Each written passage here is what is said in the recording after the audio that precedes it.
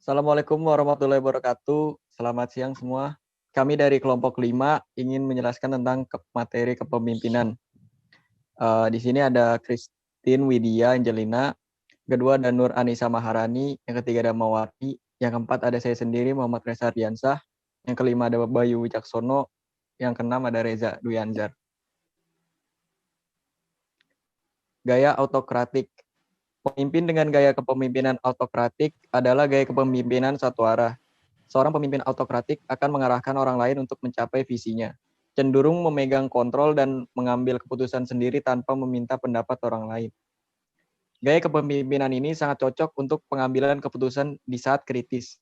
Lewin menegaskan bahwa tipe pemimpin ini tidak selalu menghasilkan lingkungan sosial emosional yang tidak menyenangkan. Dilanjut oleh Bayu. Ciri-ciri kepemimpinan otoritarian atau autokratis. 1.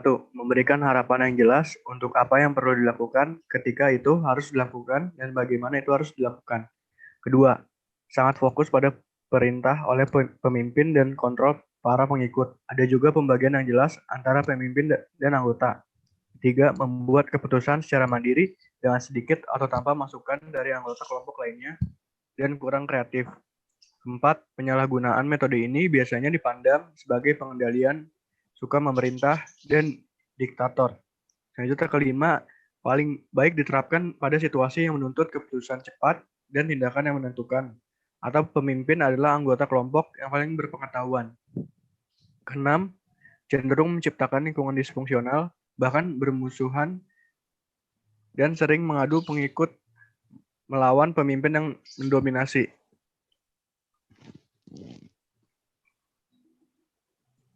Demokratis. Para pemimpin yang mengikuti pola ini tidak membuat keputusan sendiri. Tetapi mereka muncul sebagai hasil dari proses debat kolektif. Dalam hal ini, pemimpin bertindak dalam peran ahli yang menasihati bawahan, dan tentu saja dapat campur tangan dalam keputusan akhir jika perlu. Pemimpin demokratik cenderung mengambil sebuah keputusan atas persetujuan kelompok. Gaya kepemimpinan adalah gaya kepemimpinan yang paling digemari oleh sebagian besar kelompok. Selanjutnya akan dilanjutkan oleh Reza. Yang berikutnya, ciri-ciri kepemimpinan partisipatif atau demokrat. Pemimpin demokratis menawarkan bimbingan kepada anggota kelompok, tetapi mereka juga berpartisipasi dan menerima masukan dari anggota kelompok lainnya. Anggota kelompok ini kurang produktif dibandingkan anggota kelompok otoriter, tetapi kontribusi mereka memiliki kualitas yang lebih tinggi. Mendorong anggota kelompok untuk berpartisipasi, tetapi mempertahankan keputusan akhir dalam proses pengambilan keputusan. Anggota kelompok merasa terlibat dalam proses, lebih termotivasi dan kreatif. Pemimpin yang demokratis cenderung membuat pengikut merasa menjadi bagian penting dari tim, yang membantu menumbuhkan komitmen terhadap tujuan kelompok. Gaya laissez-faire adalah tipe gaya kepemimpinan yang cenderung pasif. Pemimpin dengan gaya kepemimpinan ini akan membiarkan orang lain untuk mengambil keputusan, menyerahkan keputusan sepenuhnya di tangan kelompok.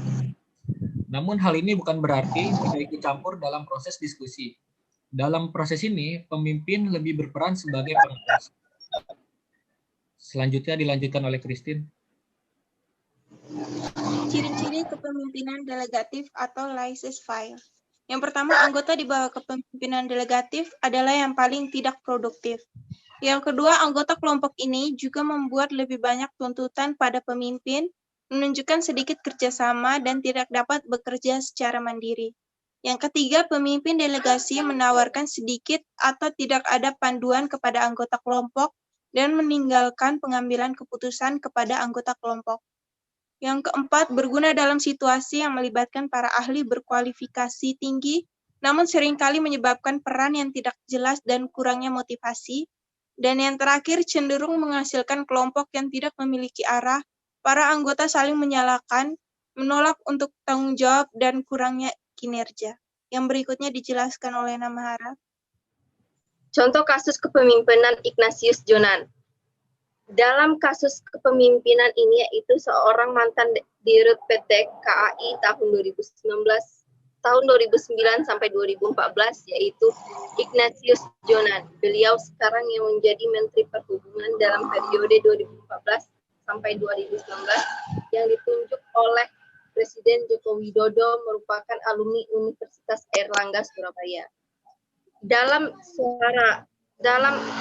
acara CEO Speak on Leadership Class pada tanggal 3 Juli 2014, Ignatius berkata, leadership is a half talent, a half journey. Serta dalam pernyataan yang diberikan bahwa Ignatius lebih memilih kepemimpinan yang berorientasi kepada hasil bukan mementingkan proses dengan syarat tidak melanggar hukum dan etika. Selama kepemimpinannya, PT KAI menjadi berkembang pesat, yaitu salah satunya melipat gandakan aset yang dimiliki oleh PT KAI dari 5,7 triliun rupiah pada tahun 2008 menjadi 15,2 triliun rupiah pada tahun 2013. Pada kepemimpinannya pula dimulai pemberantasan percaloan tiket KAI juga yang dapat dirasakan oleh pengguna jasa kereta api adalah adanya toilet gratis di setiap stasiun dan juga kereta yang difasilitasi dengan AC dan diberikan larangan merokok. Selama tahun 2009 sampai 2014, dalam kepemimpinan Ignatius Jonan tercatat 200 karyawan PT KAI dipecat atau pensiun dini karena dianggap malas. Suasana stasiun yang tertib dari pedagang dan bangunan liar adalah hasil penertiban yang dilakukan dengan meminta bantuan dari aparat TNI. Hal-hal tersebut merupakan ketegasan yang diambil oleh Ignatius untuk menciptakan kedisiplinan.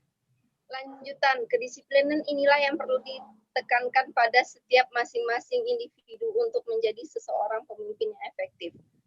Serta keberanian karena tentu saja ketika keputusan yang diambil akan menimbulkan kontra yang di dalamnya pasti akan menimbulkan konflik dan ketidaksukaan.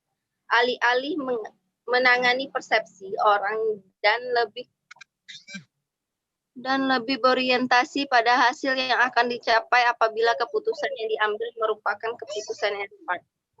Keberhasilan Jonan dalam mengubah manajemen PT Kereta Api Indonesia akhirnya juga mampu mengubah pola pikir dan mengubah perilaku kerja karyawan. Kepemimpinan Jonan mendorong karyawan untuk secara sadar mengikuti kebijakan yang diterapkan oleh perusahaan dan menjadikan kemajuan perusahaan sebagai visi pribadi masing-masing bawahan. Walaupun pada masa perubahan banyak terjadi tekanan dan ketidaknyamanan, bawahan tetap mampu bertahan dan mendukung segala perubahan yang dilakukan di perusahaan. Jonan mampu mengartikulasikan visinya dengan baik dan menginspirasi para bawahannya. Selain itu, Jonan telah mampu meningkatkan kesejahteraan bawahannya.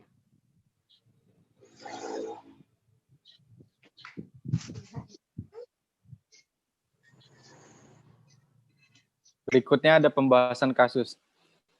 Berdasarkan jenis gaya kepemimpinan menurut Kurt Lewin, gaya kepemimpinan yang digunakan pada kasus ini adalah autokratik.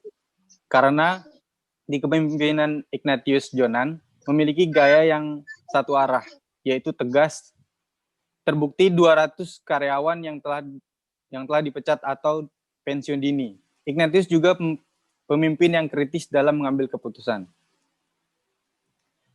Berikutnya, jika dianalisis menurut teori situasional, gaya kepemimpinan yang digunakan ialah Schelling, karena menekankan kedisiplinan dan visinya pada tiap individu, serta berani mengambil tindakan tegas sehingga menjadi suatu kemajuan, baik pada PT KAI maupun karyawannya.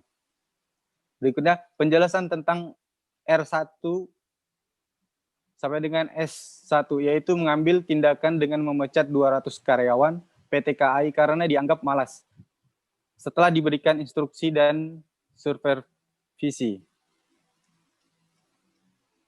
Berikutnya penjelasan tentang R2, S2, yaitu mengartikulasikan visinya dengan baik dan menginspirasi para bawahannya, sehingga mendorong karyawan untuk secara sadar mengikuti kebijakan yang diterapkan oleh perusahaan dan menjadikan kemajuan perusahaan sebagai visi pribadi masing-masing bawahan.